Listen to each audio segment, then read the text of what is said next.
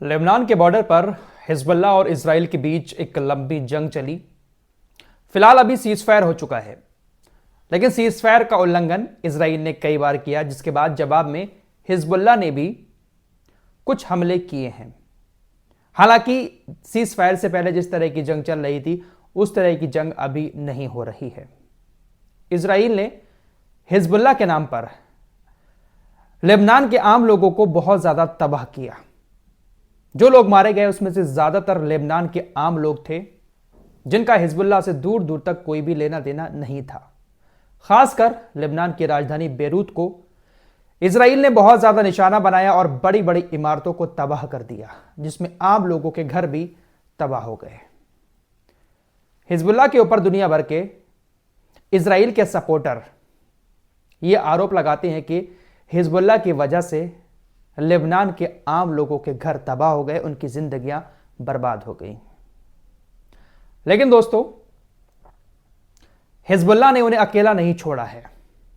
जिन लोगों के घर इजराइल के हमलों में तबाह हो चुके हैं, उन लोगों को आर्थिक मदद देने का ऐलान हिजबुल्लाह की तरफ से किया गया है। हसन नसरुल्लाह के मारे जाने के बाद जो हिजबुल्लाह के नए महासचिव बने, जिनका नाम शेख नईम कासिम है, उन्होंने ऐलान कर दिया है कि हिजबुल्लाह के पास जो खजाना है, जो पैसा है, उस पैसे से वो बेरूत के लोगों की मदद करेगा। जिन लोगों के घर तबाह हो गए हैं, उनके घर बनाकर देगा।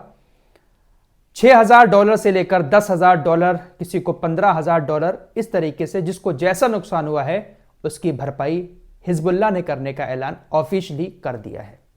तकरीबन 600 करोड़ रुपए इंडियन रुपीज में हिजबुल्लाह शुरुआती किस्त में बेरूत के लोगों को देगा। हिजबुल्लाह ने कहा है कि अपने इंजीनियर्स को, टेक्नीशियंस को इलाकों का दौरा करवाएंगे, किसको किस तरह का नुकसान हुआ है सारी जांच करने के बाद उनको बाकायदा पैसा दिया जाएगा। जो लोग अपने इलाकों को छोड़कर दूसरी जगहों पर जा चुके हैं, उनको घर वापस आने के लिए भी पूरा इंतजाम किया जाएगा और उसका किराया भी दिया जाएगा। फिलहाल कुल मिलाकर बात यह है कि हिजबुल्लाह अब लेबनान के उन आम लोगों के घर को फिर से बसाएगा जिन लोगों के घर इजराइल के हमले में तबाह हो चुके हैं। वैसे गाजा को लेकर भी काफी सारे लोग इस बात का ऐलान कर चुके हैं कि जंग रुकने के बाद हम गाजा को फिर से बनाएंगे, गाजा में जो नुकसान हुआ है लोगों का, उस नुकसान की भरपाई करेंगे। तुर्की ने सबसे पहले आवाज उठाई थी, लेकिन तुर्की क्या कर रहा है अभी आपको आगे दिखाऊंगा। फिलहाल बड़ी खबर ये आ रही है कि अमेरिका ने कहा है कि हिजबुल्लाह बहुत तेजी के साथ अपने हथियारों के भंडार को भर रहा है। जंगबंदी होने के बाद अपने सेना में लड़ाकों की भर्ती भी कर रहा है और अपने हथियारों के भंडार को भी भर रहा है। यह बात हकीकत है दोस्तों। सीजफायर जो हुआ है, इसमें फायदा दोनों को होगा। इजराइल भी इधर अपनी पूरी तैयारी कर लेगा, क्योंकि इस वक्त इजराइल के ऊपर कहीं से भी हमले नहीं हो रहे हैं। हिजबुल्लाह बहुत ज्यादा हमले कर रहा था, तो इधर इजराइल भी अपने हथियारों को जमा कर रहा है, उधर हिजबुल्लाह भी अपने हथियारों को जमा कर लेगा। 60 दिन का सीजफायर हुआ है और उसके बाद फिर से जो हो रहा था देखना, वैसा ही सब कुछ होगा। फिलहाल तुर्की लगा हुआ है समुंदर के अंदर कि सीरिया के रास्ते समुंदर से हिजबुल्लाह तक हथियार ना पहुंच पाए। तुर्की ऐसे ऐसे कारनामे अब कर रहा है ना दोस्तों, कि जिसको सुनने के बाद आपका खून खौल जाएगा। ऐसा नहीं सोचा था यार हमने कि ऐसा निकलेगा तुर्की। रजब तैयब एर्दोगान, अरे फिलिस्तीन और गाजा के लिए खामोश बैठे थे, चलिए कोई बात नहीं, लेकिन इस तरीके से वो इन दुश्मनों का साथ दे रहे हैं, गाजा के दुश्मनों का, फिलिस्तीन के दुश्मनों का। ये मिडिल ईस्ट के मुसलमानों के लिए बहुत अफसोसनाक बात है। तुर्की नौसेना की एक पनडुब्बी रोधी कारवेट सीरिया के टार्टस के पास गश्त कर रही है। रूसी गतिविधियों पर नजर रखी जा रही है। यह कारवेट यूनिफिल का हिस्सा है, जिसका मकसद दक्षिणी लेबनान की निगरानी करना और हथियारों की आपूर्ति को समुंदर के रास्ते हिजबुल्लाह तक पहुंचने से रोकना है। तुर्की की नौसेना समुंदर के अंदर गश्त करके रूस के ऊपर नजर रख रही है कि रूस हथियारों को हिजबुल्लाह तक ना पहुंचा दे। क्या कहेंगे आप? आपकी स्क्रीन पर ये जो दिखाई दे रहे हैं, ये हैं ओमानी सल्तनत के मुफ्ती साहब। इन्होंने कहा है कि हमने सीरिया में सीरियाई लोगों को मारने के लिए तुर्की के ड्रोन देखे हैं, लेकिन हमने तुर्की के ड्रोन फिलिस्तीनी लोगों का समर्थन करने के लिए गाजा के अंदर नहीं देखे। सीरिया के अंदर सीरिया के लोगों को मारने के लिए तुर्की के ड्रोन मौजूद हैं, लेकिन फिलिस्तीनियों को बचाने के लिए गाजा के अंदर तुर्की के ड्रोन नहीं पहुंचे। समझ चुके हैं सभी लोग, इस्लामिक वर्ल्ड भी अब, रजब तैयब एर्दोगान को, कि ये क्या है। देखिए, इनको लेकर खबरें बहुत सारी आ रही हैं, कुछ ही खबरें मैं आप लोगों को बताता हूं। आप लोग ऐसा ना सोचें कि हर वीडियो में आप इनका जिक्र कर रहे हैं। देखिए, पूरी इस्लामिक दुनिया इनका जिक्र कर रही है, जिस तरह का रवैया इस वक्त ये अपना रहे हैं, इसलिए कुछ खबरें आपको बताना पड़ जाती हैं। हमास का स्टेटमेंट आया है। हमास ने कहा है कि इजराइल को जल्द ही फिलिस्तीन में अपने नरसंहार का पछतावा होगा। हमारा मकसद फिलिस्तीन की आज़ादी के लिए लड़ना है। यानी सीधा मकसद है हमास का कि जब तक फिलिस्तीन को हमास आज़ाद नहीं करवा देता तब तक शायद हमास रुकेगा नहीं। भले ही कितने भी लोग इसमें मर जाएं, लेकिन हमास सरेंडर शायद नहीं करेगा। इजराइल का ये कट्टरपंथी नेता स्ट्रोमिच वित्त मंत्री है।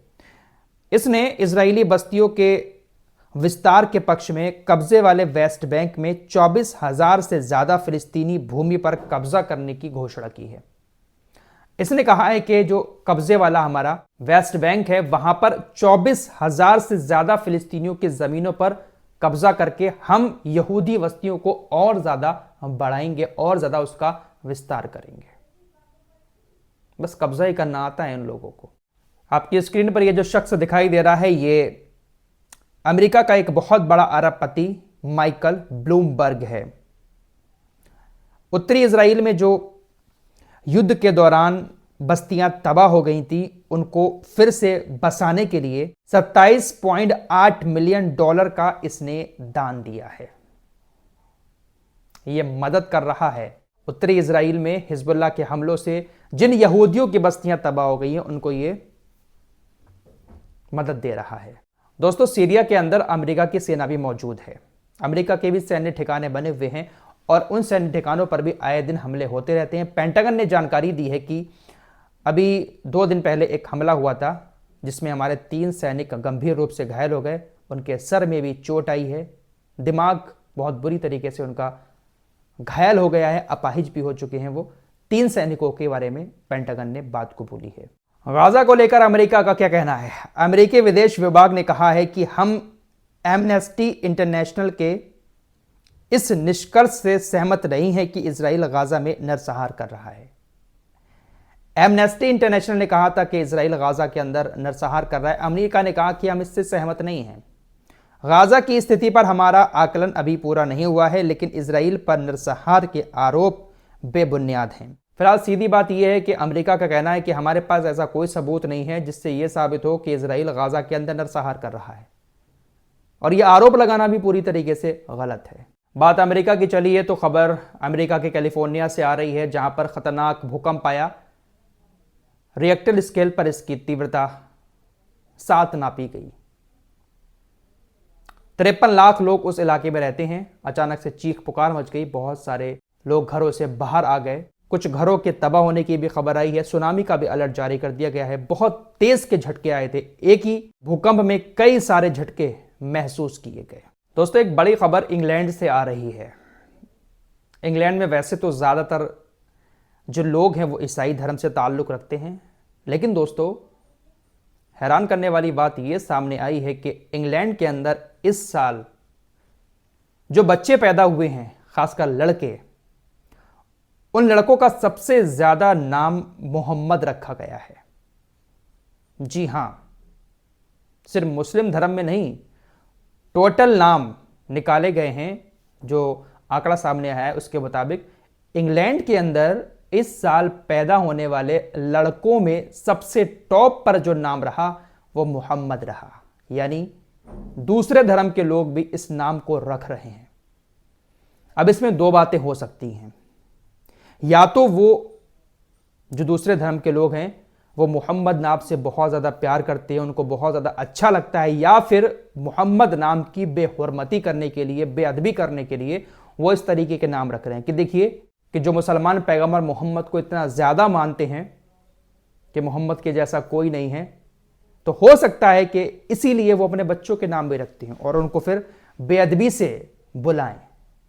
दोनों बातें हो सकती हैं, लेकिन इंग्लैंड में सबसे टॉप पर इस साल लड़कों का नाम मोहम्मद रहा सल्लल्लाहु अलैहि वसल्लम।